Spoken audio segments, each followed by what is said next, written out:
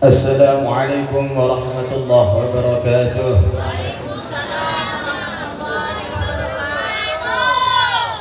الحمد لله بديع الأرض والسماوات الموجد للكائنات المتصف بالكمالات العالم بالكليات والجزئيات المصطفي مصطفاه محمد سيد المخلوقات.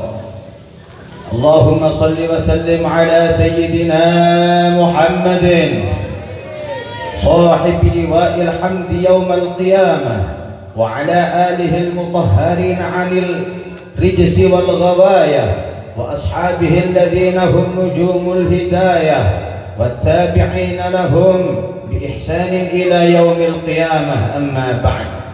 حضرة المحترمين para alim, para ulama, para habaib, para asatidz, wabil khusus Kiai Abdul Mu'ti, Ustaz Misbah, Gus Dadang, dan beberapa asatidz yang lain yang tidak bisa saya sebutkan satu persatu.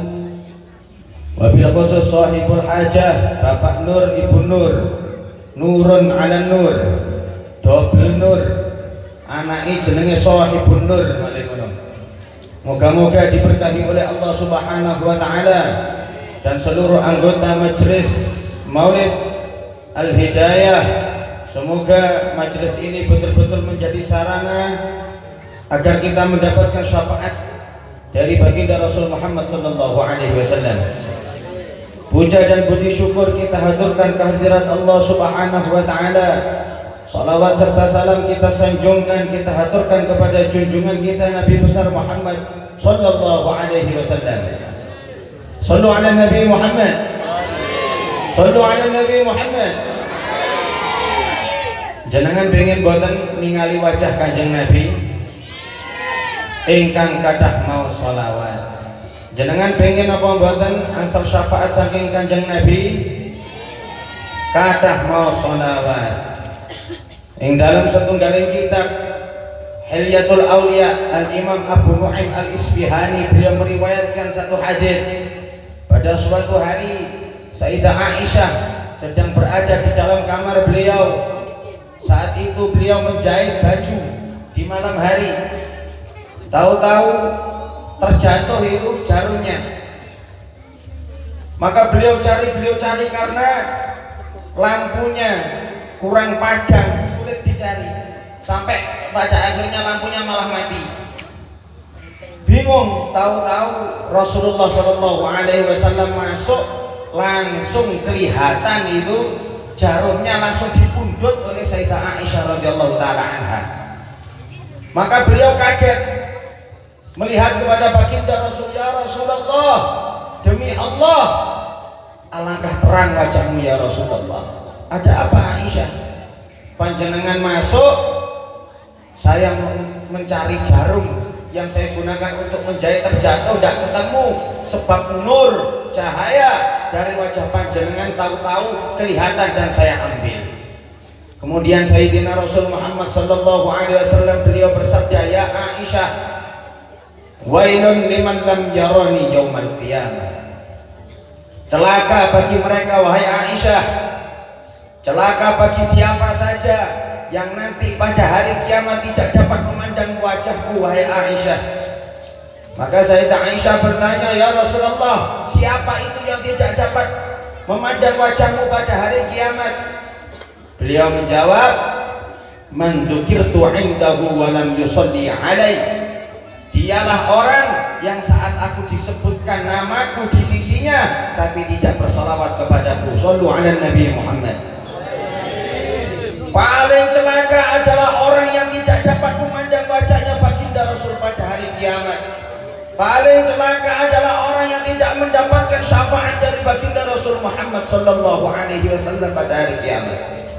Maka kita setiap hari perbanyak sholawat, setiap hari kita perbanyak rasa cinta, rasa mahabbah kepada baginda Rasul. Hadirin wal hadirat yang dimuliakan oleh Allah Subhanahu wa taala. Sayyidina Hasan bin Thabit ini seorang penyairnya baginda Rasul. namanya sahabat Hasan bin Thabit. Beliau mengungkapkan pujian untuk baginda Rasul. Wa ahsanu minka lam tara qattu aini wa ajmalu minka lam talidin nisa'u khuliqta mubarra'an min kulli aibin ka'annaka khuliqta kama tasha'u. Ya Rasulullah, tidak pernah mataku melihat sesosok yang seindah engkau ya Rasulullah, sebagus engkau ya Rasulullah, dan tidak pernah satu perempuan pun, satu wanita pun yang pernah melahirkan sosok seganteng engkau, sesempurna engkau ya Rasulullah. Shallu ala Nabi Muhammad. Rasulullah itu betul-betul indah, Rasulullah itu betul-betul bagus, Rasulullah itu betul-betul sempurna. Apa saja yang berkaitan dengan Rasul saking sempurnanya menjadi sempurna. Majelis Al-Hidayah ini menjadi majelis yang mulia karena dinisbatkan kepada baginda Rasul Muhammad sallallahu alaihi wasallam. Semoga semuanya mendapatkan syafaat baginda Rasul Muhammad sallallahu alaihi wasallam. Amin ya rabbal. Asli ganteng Pak Bu, asli indah. Nek kula kali jenengan pengen wajahe apik, sik lereng bondo. Tuku set cek ben glowing gitu. Tapi Rasulullah boten, asli betul-betul indah, betul-betul tampan, sehingga apa saja kok dinisbatkan kepada baginda Rasul jadi mulia. Dalam satu kitab Hasyiah Bajuri itu keterangan dari kitab Fathul Qorib. Nek wong pondok mesti ngerti. Ketika Imam Bajuri, Syekh Al-Bajuri, Ibrahim Al-Bajuri membahas tentang ini bab rukun salat nih, pasal rukun salat, membahas tentang doa iftitah, inni wajhtu wajhiya. Di situ beliau menjelaskan ketika Syekh Ibnu Hajar dengan Syekh Romli membahas mana yang lebih utama antara bumi dan langit, maka Syekh Ibnu Hajar mengatakan langit lebih utama. Kenapa? Karena langit tempat para malaikat dan tidak pernah dibuat maksiat oleh makhluk-makhluk Allah. Kata Syekh Romli, tidak, yang lebih utama adalah bumi. Kenapa? Karena di situ tempat para nabi, di situ tempat para sholihin, di situ tempat wali-wali Allah Subhanahu wa taala. Akan tetapi ketika beliau berdua membahas tentang tanah, tentang Hujrah Asy-Syarifah, tempat yang sekarang ini digunakan untuk mengebumikan baginda Rasul, untuk menguburkan baginda Rasul, keduanya sepakat bahwasannya tempat yang paling utama di dunia ini, bahkan melebihi langit, bahkan melebihi arsy, bahkan melebihi kursi, adalah tanah yang dibuat memakamkan baginda Rasul Muhammad sallallahu alaihi wasallam. Shallu ala Nabi Muhammad. Menjadi mulia. Kenapa? Nisbat kepada baginda Rasul Muhammad sallallahu alaihi wasallam. Maka kita ini menjadi umat yang mulia karena kita umat orang yang mulia. Siapa? Baginda Rasul Muhammad sallallahu alaihi wasallam. Shallu ala Nabi Muhammad. Hadirin wal hadirat yang dimuliakan oleh Allah Subhanahu wa taala.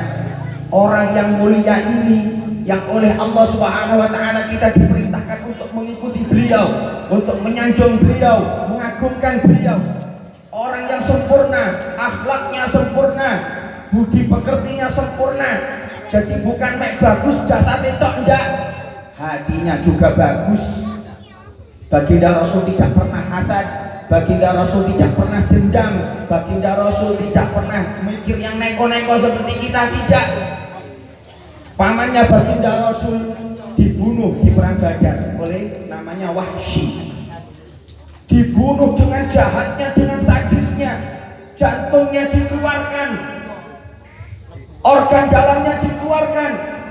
Tapi beberapa tahun kemudian ketika Wahsy datang kepada Rasul untuk meminta maaf, kemudian masuk Islam, bersyahadat, bersaksi bahwasannya baginda Muhammad adalah utusan Allah, sama sekali di hati Rasulullah itu tidak ada rasa dendam kepada Wahsy. Kenapa? Sempurna akhlaknya.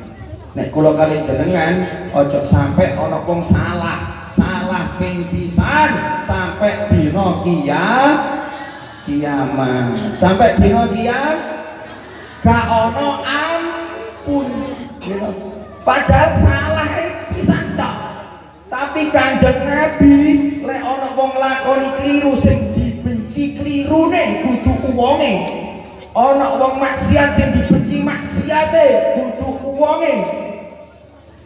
Itulah Rasulullah Shallallahu Alaihi Wasallam. Itu yang patut kita tiru. Waduh angel, ikulah Kanjeng Nabi. Gini apa badan? Gini apa badan? Lah sampai yang enggak melok Kanjeng Nabi badhe melok sinten jajale? Badhe derek sinten? Derek sinten? Derek Sohibul Maulid mawon nggih. Derek Sohibul Maulid Al Hidayah. Amin ya rabbal. Kemudian hadirin yang dimuliakan oleh Allah Subhanahu wa taala. Ya. Al-Imam Asy-Syafi'i ingin meniru betul akhlak baginda Rasul sallallahu alaihi wasallam. Beliau memberikan sebuah nasihat kepada muridnya. Hawil dauman an takrahal khata wala takrahal mukhti. Usahalah dalam hidupmu untuk senantiasa benci kepada perkara keliru, jangan kamu membenci orang yang berbuat keliru. Lek ono wong salah nang sampean gedhingi klirune, ojo sampean gedhingi wonge. Gorong mesti wonge iku mau lebih buruk daripada kita. Jangan-jangan dia lebih baik daripada kita. Jangan-jangan dia adalah ahli surga. Jangan-jangan dia yang diakui oleh Rasulullah sebagai umatnya. Shallu ala Nabi Muhammad. Kemudian beliau mengatakan kun baghidun lil maksiyah wasamihil asi. Jadilah engkau orang yang murka kepada kemaksiatan, tapi jangan sekali-kali engkau benci kepada orang yang melakukan kemaksiatan tersebut. Kenapa? Yang melakukan kemaksiatan itu guru mesti terus maksiat, yo nek gak dikai tobat karo Allah Subhanahu wa taala. Kemudian beliau mengatakan intaqidil qaula wahtarim qailah.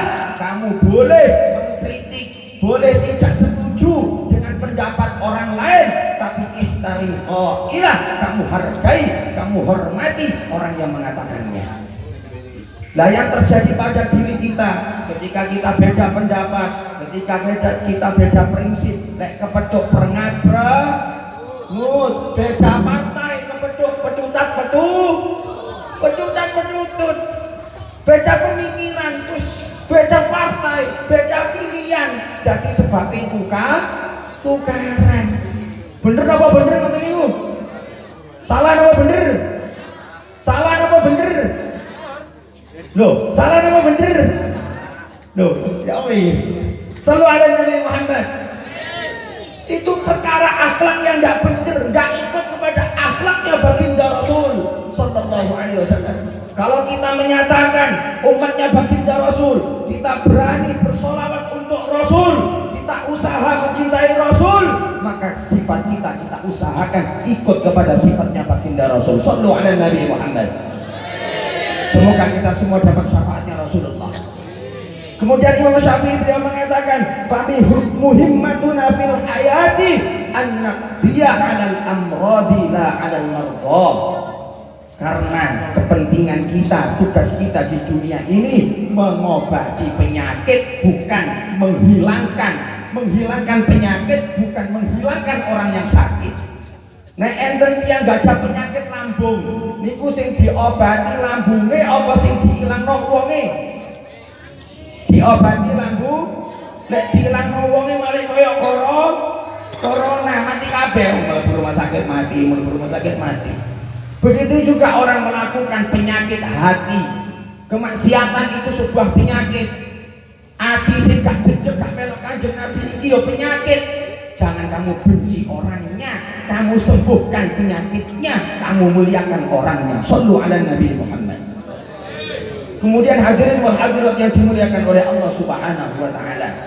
Beliau itu orang yang paling sayang kepada umatnya.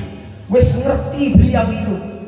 Nek umat akhir zaman ini banyak teledornya, umat akhir zaman ini banyak kemaksiatannya, semuanya banyak yang melakukan dosa-dosa besar. Makanya beliau bersabda syafaati li ahlil kabair min ummati. Syafaatku aku peruntukkan untuk umat-umatku yang melakukan dosa besar. Jadi doanya Rasul itu disimpan demi menyelamatkan kita semua. Semoga termasuk kita yang mendapatkan syafaat beliau. Shallu ala Nabi Muhammad. Kita ini setiap hari bertambah umur, kita ini setiap hari bertambah umur kita, tapi kita perhatikan rasa cinta kepada Rasulullah bertambah atau tidak. 10 tahun lewat, apa yang kita persiapkan untuk menghadap kepada Allah? Kita umur 40 sekarang, bukankah kita sering teringat akan kematian? Apa yang kita persiapkan untuk menghadap kepada Allah Subhanahu wa Ta'ala? Sunnah yang mana yang telah kita kerjakan untuk dibanggakan oleh baginda Muhammad sallallahu alaihi wasallam? Kecintaan yang seperti apa yang telah kita persiapkan untuk berjumpa dengan Nabi Muhammad sallallahu alaihi wasallam? Sallu ala Nabi Muhammad. Maka semoga adanya rutinan 40 hari, 41 ya, 41 hari bukan hanya di tahun ini saja. Tahun depannya Majelis Maulid Al-Hidayah semoga oleh Allah dipermudah untuk melakukan rutinan ini lagi, dan semakin rame, semakin rame, semakin rame, semakin cinta kepada Nabi Muhammad. Shallu ala Nabi Muhammad. Amin ya rabbal, amin ya rabbal. Wis ngantuk kabeh. Kalau bahas bahagia ini saya nggih paham saya. Balik ngantuk kabeh. Nggih. Alhamdulillah ya. Alhamdulillah mungkin tidak banyak yang saya sampaikan karena dibatasi waktu gitu. Batasi waktu, semoga apa yang sedikit ini betul-betul oleh Allah dijadikan manfaat barokah untuk kita semua, sehingga kita diaku oleh Kanjeng Nabi menjadi umat Kanjeng Nabi Muhammad sallallahu alaihi wasallam. Aqulu qawli hadza wa astaghfirullah li wa lakum innahu ghafurur rahim. Wassalamualaikum warahmatullahi wabarakatuh. Allah wabarakatuh. Terima kasih kami sampaikan. Untuk selanjutnya pembacaan sholawat Nabi. Namun sebelum pembacaan sholawat Nabi disampaikan, kami umumkan kotak amal malam hari ini masuk Rp435.000. Alhamdulillah.